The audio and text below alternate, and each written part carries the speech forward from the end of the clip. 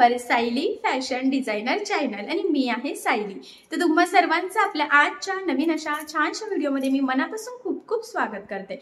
तर कसे आहात तुम्ही? नक्कीच मस्त आणि मजेत असणार आहात आणि आपल्या आजच्या छानशा व्हिडिओला सुरुवात करूया। सो बघा, मग आज मी तुमच्यासोबत खूप सुंदर अशी बाही डिझाइन शेअर करणार आहे। ॲक्च्युली होतं काय की बऱ्याचदा आपल्याला ब्लाउजला बाहीवर डिझाइन कशी बनवावी हे सुचत नाही, ती बाहीला मॅच होईल की नाही, ब्लाउज छान दिसेल का नाही, असे बरेचसे प्रश्न पडलेले असतात। सो बघा, मग आजची जी काही बाही डिझाइन आहे खरं तर यामुळे आपल्या साडीला आणि ब्लाउजला खूप सुंदर असं लुक येईल आणि याची पद्धत देखील इतकी सोपी आहे की जरी तुम्ही कोणी नवीन शिकत असाल तरी सुद्धा तुम्हाला आपला आजचा हा व्हिडिओ बघून परफेक्ट अशी बाही डिझाइन सहज बनवता येईल। सो नक्की ट्राय करून बघा आणि जर तुम्हाला यामध्ये काही प्रॉब्लेम येत असेल तर मला कमेंट करून नक्कीच कळवा, मी तुमच्या प्रश्नाचे उत्तर देण्याचा नक्कीच प्रयत्न करेन। ठीक आहे, सो चला मग वेळ न घालवता आपण आपल्या आजच्या छानशा व्हिडिओला सुरुवात करूयात आणि हा व्हिडिओ तुम्ही स्किप न करता पूर्ण नक्की बघा, जेणेकरून तुम्हाला आपला आजचा हा व्हिडिओ बघून परफेक्ट अशी बाही डिझाइन सहजच बनवता येईल। ठीक आहे, चला तर मग आता छानशी बाही डिझाइन बनवायला आपण इथे सुरुवात करूयात। तर इथे बघू शकतात की ब्लाउजचा कपडा घेतलेला आहे, त्याचबरोबर इथे ब्लाउजचा खूप छान असा मोठासा काठ होता, तर तो सुद्धा आपण इथे डिझाइन बनवण्यासाठी घेतलेला आहोत। सो हा मोठासा काठ आणि ब्लाउजचा थोडासा कपडा हे दोन्हीचं कॉम्बिनेशन करून आज आपण खूप ट्रेंडिंग अशी बाहीची डिझाइन बनवणार आहोत।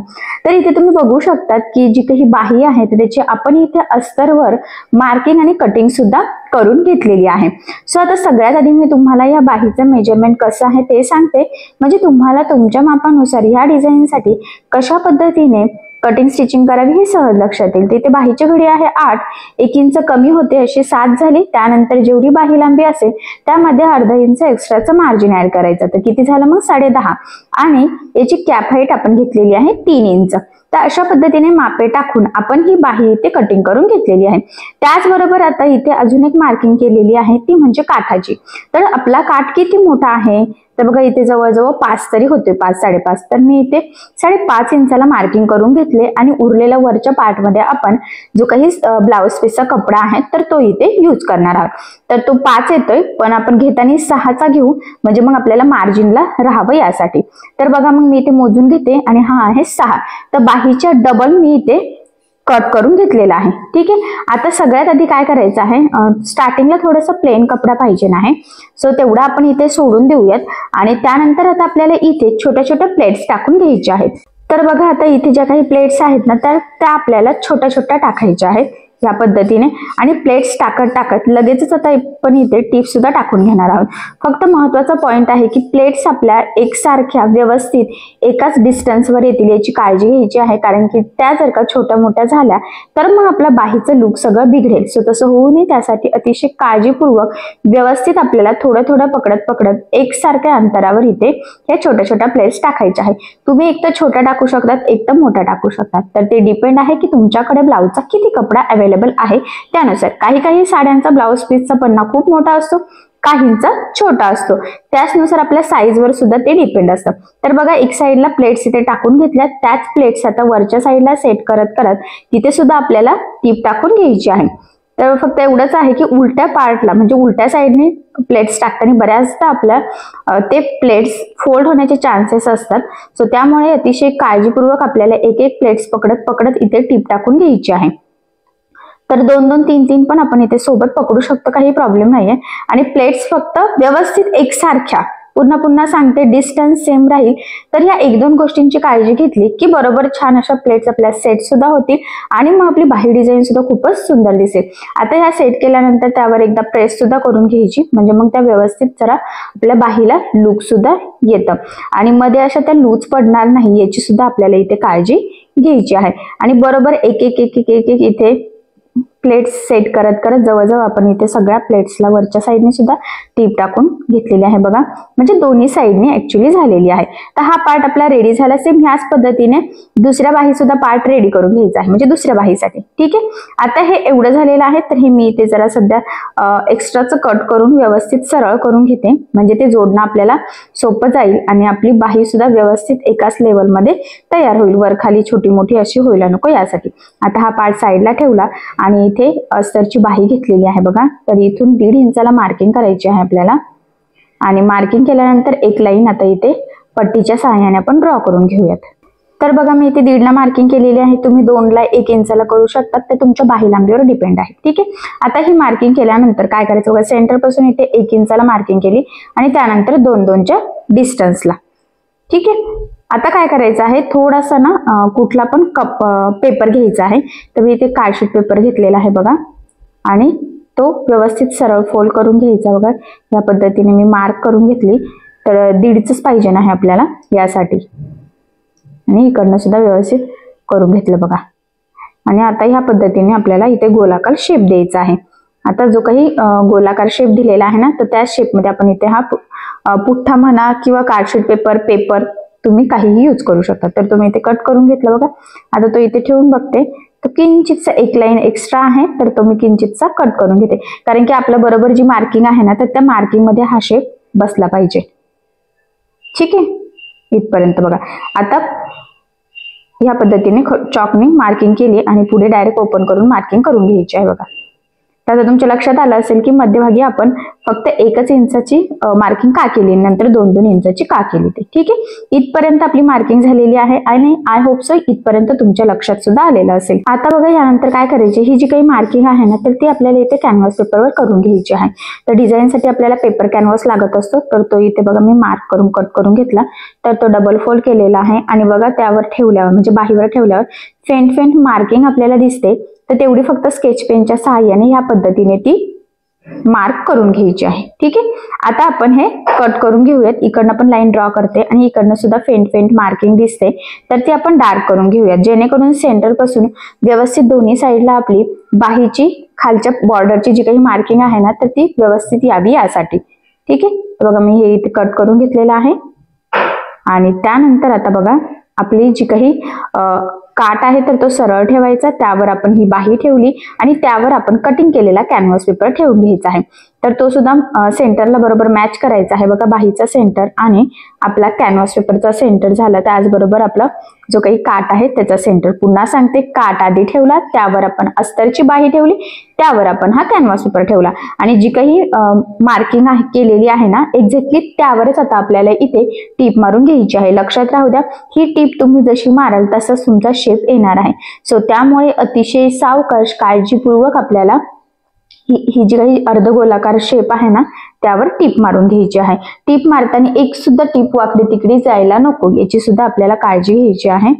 आणि बघा मग व्यवस्थित एकसारखं पकडत मी इथे टीप मारून घेत आहे. महत्वाचं म्हणजे तिन्ही पण पार्ट आपले व्यवस्थित पकडायचे आहे, हलून द्यायचे नाहीये, म्हणजे काठ, अस्तरची बाही आणि कॅनव्हास पेपर. कारण बऱ्याचदा काय होतं की ती टीप मारताना हलू शकतात, त्यामुळे मग ती तिरकं येईल. सो तसं सुद्धा होऊ नये, त्यासाठी व्यवस्थित काळजीपूर्वक इथे टीप टाकायची आहे. तसं मी एक पिन लावलेली आहे, तुम्हाला जर वाटत असेल तर अजून 2 साईडला तुम्ही एक अशा 2 लावू शकता. ठीक आहे, पण मी फक्त सेंटरला लावलं कारण सेंटर हलायला नको, बाकीचं आपल्याला व्यवस्थित पकडता येतं. तर बघा मग इथे आता ही टीप टाकून झालेली आहे. आता यानंतर काय करायचं आहे बघा, आता बघा हे जे काही एक्स्ट्राचं आहे ना तर ते आपल्याला कट करून घ्यायचं आहे. तर 1 लाईन एवढं मार्जिन आपण ठेवू शकतो, शक्य असल्यास 2 लाईन एवढं ठेवलं तरी सुद्धा चालेल. ठीक आहे, तर बघा मग व्यवस्थित जसा शेप आहे ना तसंच आपण एक्स्ट्राचं कॅनव्हास पेपर आणि जो काही एक्स्ट्राचा काठ होता ना तर तो इथे कट करून घेतोय. आणि अस्तरची बाही तर आपण व्यवस्थित काटोकाट पकडलेली होती, त्याच्यामुळे त्याचा काही जास्त इश्यू येत नाहीये. आणि त्यानंतर आता इथे छोटे छोटे कट्स मारायचे आहे, जेणेकरून ज्यावेळेस आपण ही बाही सरळ करू तर ती प्रॉपर अशी फोल्ड व्हावी. त्याचे जे काही गोलाकार शेप आहेत तर ते आपल्याला जसे हवे आहेत तसेच यावा, त्यासाठी ही स्टेप खूपच इम्पॉर्टंट आहे.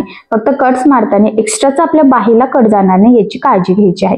जिथे कानेकोपरे आहेत तर तिथे सुद्धा व्यवस्थित कट्स मारायचे आहे.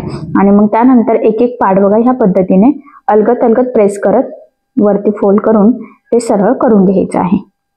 हे बघा, ठीक आहे. आता मग पुन्हा मी व्यवस्थित इथे बाहेर काढून घेते फोल्ड करत करत. आणि आता इथे आपल्याला खालच्या जो काही गोलाकार शेप आहे तिथे द्यायची आहे दाबटीप. तर लक्षात राहू द्या, दाबटीप देताना इथे काळजी घ्यायची आहे की आपला जो काही आतला अस्तरच्या बाहीचा कपडा आहे तर तो वरती दिसणार नाही, जेणेकरून आपली बाहीची फिनिशिंग बिघडायला नको. फिनिशिंग साठीची ही खूपच महत्वाची टीप आहे, तर ही तुम्ही आठवणीने फॉलो करायची आहे.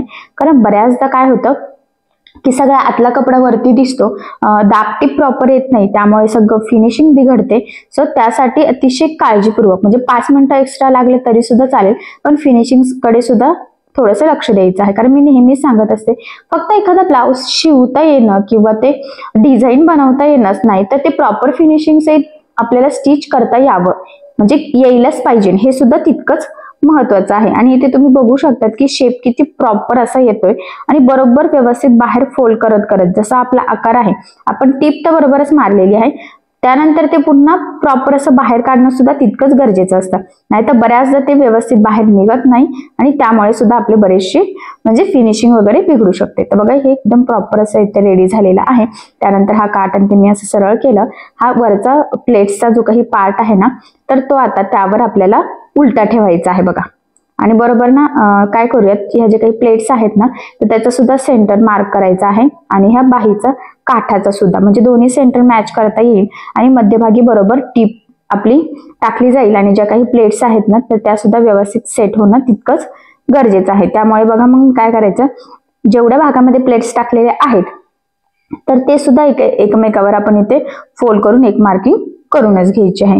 ठीक आहे. आणि आता त्यानंतर बघा ह्या पद्धतीने आता आपण हे साधारणतः 1/2 इंच एवढं मार्जिन ठेवून हे जोडून घेऊयात.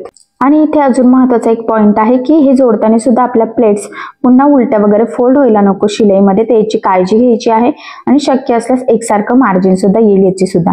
आणि बघा मग या पद्धतीने आपण ते जोडून घेतलेलं आहे. आता हे जोडून घेतल्यानंतर इथे आपल्याला एक दाबटीप द्यायची आहे, तर ती दाबटीप सुद्धा आता आपण इथे देऊन घेऊयात, जेणेकरून आपल्या ह्या प्लेट्स व्यवस्थित सेट होईल आणि कुठे जॉईंट वगैरे आहे तर हे लक्षात सुद्धा येणार नाही. आणि फिनिशिंग साठी तर ही दाबटीप देणं खूपच गरजेचं आहे. आणि बघा मग यानंतर काय करायचं आहे, आता कडेकडेने आपल्याला बाहीला इथे टीप टाकून घ्यायची आहे. जेवढं शक्य आहे तेवढं कमीत कमी मार्जिन इथे पकडायचं आहे, कारण हे मार्जिन आपण कुठेही कॅल्क्युलेट केलेलं नसतं, म्हणजे कटिंग वगैरे करताना. सो त्यासाठी त्याचबरोबर कुठे गोळा वगैरे होणार नाही याची सुद्धा आपल्याला इथे काळजी घ्यायची आहे. आणि बघा मग प्रॉपर फिनिशिंग सहित आपण एवढं इथे जोडून घेतलेलं आहे. आणि आता हे जोडल्यानंतर जे काही आपलं एक्स्ट्राचं दिसतंय तर ते सगळं कटिंग करून परफेक्ट मापाची बाही इथे रेडी करायची आहे. कारण तुम्हाला सगळ्यांना माहित आहे, अस्तरवर आपण परफेक्ट कटिंग करतो आणि ब्लाऊज पीसचा कपडा आपण थोडंसं एक्स्ट्राचं मार्जिन ठेवून इथे नेहमीच कटिंग स्टिचिंग करतो, जेणेकरून आपल्याला ते कमी पडायला नको आणि स्टिच करताना जरा इझी जावं यासाठी, कारण बऱ्याचदा धागे वगैरे निघण्याचे चान्सेस असतात. ठीक आहे. सो बघा मग पुन्हा एक टीप देऊयात, म्हणजे मध्यभागी अस्तरची बाही आणि ही बाही सुद्धा इथे जोडली जाईल. आणि अशा पद्धतीने खूप सुंदर असं मोठासा काठ वापरून लेटेस्ट ट्रेंडिंग न्यू लुक मधली आपली इथे बाही डिझाईन रेडी झालेली आहे. सेम ह्याच पद्धतीने दुसऱ्या साईडची बाही सुद्धा इथे रेडी करून घेऊयात. ठीक आहे. तर बघा मग जवळून लुक दाखवते की ती प्रॉपर फिनिशिंग सहित आपली ही बाही इथे रेडी झालेली आहे. वरच्या प्लेट सुद्धा एकदम छान एकसारखे आलेले आहे. काठ खूप सारा मोठा आहे, त्यामुळे तर बाही अजूनच सुंदर दिसते. आणि इथे आपण बघा एकही लेस वापरलेली नाही. तुम्हाला जर वाटत असेल तर तुम्ही जॉईंटला किंवा खाली लावू शकतात, पण मी तरी काही लावणार नाहीये. तर इथे तुमचं हे लक्षात येईल की एकही लेस लावलेली नाहीये, तरी सुद्धा किती सुंदर बाही डिझाईन तयार झालेली आहे आणि फिनिशिंग सुद्धा तितकीच सुंदर आलेली आहे. सो ही घातल्यानंतर त्याचा लुक कसं दिसेल तर याची थोडीशी आयडिया मी तुम्हाला देते, म्हणजे तुमच्याही लक्षात येईल की कुठल्या साडीवर वगैरे तुम्ही अशा पद्धतीची बाहीचं पॅटर्न किंवा अशी बाही डिझाईन बनवू शकतात यासाठी. तर बघा मग या पद्धतीने फायनल लुक आहे आपल्या ह्या बाहीचा. खूप सुंदर असा वरती पफ येणार आहे आणि घातल्यावरती बघा मी फोल्ड करून तुम्हाला दाखवलेलं आहे. सो नक्कीच या छानशा बाही डिझाईनमुळे आपल्या साडीला आणि ब्लाऊजला सुद्धा खूप सुंदर लुक येईल. सो अशी छानशी ट्रेंडिंग बाही डिझाईन तुम्ही नक्की ट्राय करून बघा. मी तुम्हाला याची संपूर्ण कटिंग स्टिचिंग अतिशय सावकाश स्टेप बाय स्टेप आणि सगळ्यात महत्त्वाचं म्हणजे जेवढं शक्य आहे तेवढं सोप्या पद्धतीने सांगण्याचा प्रयत्न केलेला आहे. पण तरी जर तुम्हाला काही प्रॉब्लेम येत असेल तर मला कमेंट करून नक्कीच कळवा. मी तुमच्या प्रश्नाची उत्तर देण्याचा नक्कीच प्रयत्न करेन. ठीक आहे. सो चला मग आता आपण आपला आजचा व्हिडिओ इथेच थांबूयात आणि तुम्हाला आपला आजचा व्हिडिओ कसा वाटला हे मला कमेंट करून नक्की कळवा. त्याचबरोबर छानशी ट्रेंडिंग बाही डिझाईन आवडली असेल तर व्हिडिओला लाईक करायला विसरू नका. आणि असेच नवनवीन छानसे व्हिडिओज बघण्यासाठी आपल्या सायली फॅशन डिझायनर या चॅनलला लाईक करा, शेअर करा आणि सबस्क्राईब करायला विसरू नका. ठीक आहे. सो चला मग भेटूया पुन्हा नवीन अशा छानशा व्हिडिओमध्ये. तोपर्यंत टेक केअर, काळजी घ्या. आणि आपला आजचा व्हिडिओ शेवटपर्यंत पूर्ण बघितल्याबद्दल thank you so much. Bye bye.